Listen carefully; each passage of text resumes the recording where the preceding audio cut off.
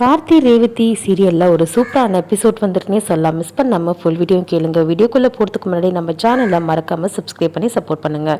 இப்போ வந்து பார்த்திங்கன்னா நம்மளோட சாமுண்டீஸ்வரிக்கும் ரேவதிக்கும் பயங்கரமான ஒரு வாக்குவாதம் போயிட்டுருக்குது.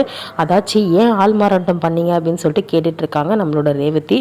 அதுக்கு வந்து சாமுண்டீஸ்வரி, நீ உண்மையை சொன்னால் நீ கல்யாணத்துக்கு ஒத்துக்க மாட்டே, உன்னை கல்யாணம் பண்ண வைக்கணும் அப்படின்றதுக்காக தான் நான் வந்து இந்த மாதிரி வந்து நான் பண்ணேன் அப்படின்ற மாதிரி வந்து சொல்கிறாங்க. அதுக்கு வந்து பண்ணிங்கன்னா இங்கே பாருங்கம்மா, ராஜா சேதுபதியோட பேரன்னு சொல்லிட்டு தான் நான் கல்யாணத்துக்கு சம்மதிச்சேன்.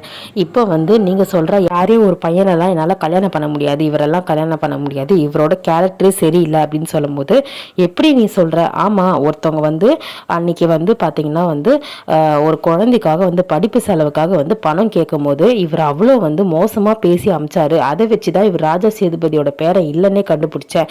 அவர் போய் பாருங்க எத்தனை பேருக்கு ஊர் மக்கள் எல்லாருக்குமே வந்து உதவி செஞ்சுட்டு இருக்காரு, எவ்வளோ நல்ல விஷயங்கள்லாம் செய்கிறாரு. ஆனால் இவரோட கேரக்டரே சரியில்லை, இவரை நான் கல்யாணமே பண்ணிக்க மாட்டேன், நான் கல்யாணம் ஒன்று பண்ணால் ராஜா சேதுபதியோட பேரனை தான் கல்யாணம் பண்ணலான்னு முடிவு பண்ணிட்டேன் அப்படின்ற மாதிரி வந்து சொல்கிறாங்க. அப்போ வந்து பார்த்திங்கன்னா நம்மளோட சாமுண்டீஸ்வரி, இங்கே பார் ரேவதி, இந்த கல்யாணம் மட்டும் நடக்கல, உங்கள் அம்மாவை நீ உயிரோட பார்க்க முடியாது, அதோட உங்கள் அம்மா வந்து நான் வந்து இருக்க மாட்டேன் அப்படின்ற மாதிரி வந்து மிரட்டுறாங்க. நான் சொல்கிறேன், ஒழுங்காக உள்ளே போயிடு, நீ வந்து சொன்ன தேதியில் சொன்ன நாளில் நான் பார்த்த மாப்பிள்ளையோட தான் உனக்கு கல்யாணம் அப்படின்னு சொல்லிட்டு நம்மளோட சாமுண்டீஸ்வரி முடிவு எடுத்துட்டாங்க. ரேவதியால் எதுவுமே வந்து பண்ண முடியல. ஆனால் வந்து எல்லாத்தையுமே வந்து கேட்டுட்டாங்க. என்னென்ன கேட்கணுமோ வந்து இந்த மாதிரி தப்பு பண்ணுறீங்க, நீங்கள் ஆள் மாறாட்டம் பண்ணுறீங்க அப்படின்னு சொல்லிட்டு எல்லாத்தையும் வந்து கேட்டாங்க. இப்போ ரேவதி வந்து பார்த்திங்கன்னா கட்டாயமாக கல்யாணம் பண்ணி ஆகணும் அப்படின்னு சொல்லிட்டு சாமுண்டீஸ்வரி கட்டாய கல்யாணம் வந்து பண்ணுறாங்க. சரி, ஓகே, இப்போ வந்து நம்ம அம்மாவுக்கு சொல்லி புரியலை, மருந்துக்கிட்டையாவது அதாவது பார்த்த மாப்பிள்ளைக்கிட்டையாவது உண்மையை சொல்லி பேசி பார்க்கலான்னு சொல்லிட்டு உங்ககிட்ட கொஞ்சம் பேசணும் அப்படின்னு சொல்லும் போது, இப்போ தான் ரேவதி முதல் தடவை நீ என்கிட்ட பேசணுன்னே சொல்லியிருக்க, சொல்லு என்ன விஷயம் அப்படின்னு சொல்லிட்டு கேட்கும் போது, எனக்கு வந்து இந்த கல்யாணத்தில் இஷ்டம் இல்லை, எங்கள் குடும்பம் ஒன்று சேர்கிறதுக்காக தான் நான் கல்யாணம் பண்ணணும்னு சொல்லிட்டு நினச்சேன். அதுவும் இல்லாமல் நீங்கள் வந்து ராஜா சேதுபதியோட பேரன்னு சொன்னதுனால தான் நான் கல்யாணம் பண்ணிக்கிறதுக்கு இருந்தேன்.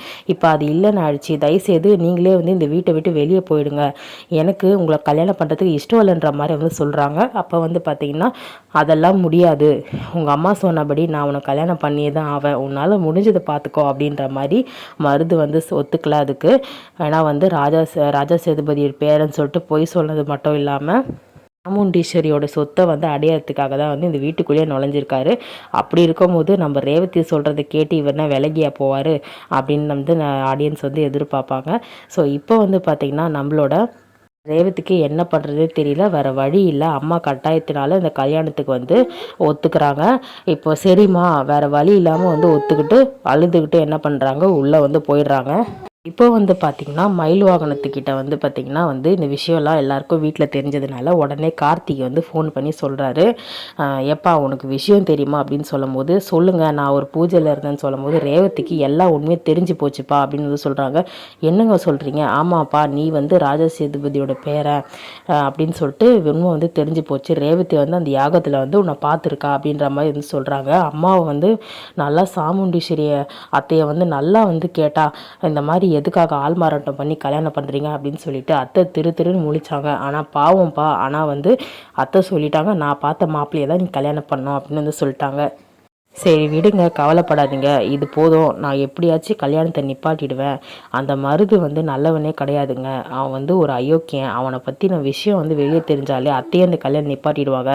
சரிப்பா, நீ என்ன எவிடன்ஸை கொண்டு வர முடியுமோ கொண்டு வந்து தயவுசெய்து இந்த கல்யாணத்தை நிப்பாட்டி ரேவதி கழுத்தில் நீ தான்ப்பா தாலி கட்டணும் அப்படின்னு சொல்லிட்டு சொல்கிறாங்க. கவலைப்படாதீங்க, நான் பார்த்துக்கிறேன், ரேவதியை வந்து கொஞ்சம் நார்மலாக இருக்க சொல்லுங்கள், இந்த கல்யாணத்தை எப்படியாவது நிறுத்திடலாம் அப்படின்ற மாதிரி வந்து சொல்கிறாரு.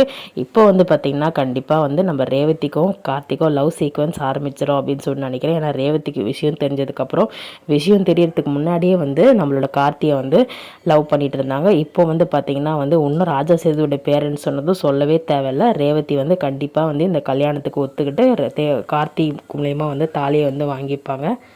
ஸோ வெயிட் பண்ணி பார்க்கலாம் என்ன நடக்குதுன்னு சொல்லிட்டு. நம்மளோட ரிவ்யூ பிடிச்சிருந்தா மறக்காமல் நம்ம சேனலை சப்ஸ்கிரைப் பண்ணி கண்டினியூஸாக உங்கள் ஆதரவு கொடுங்க. தேங்க்யூ.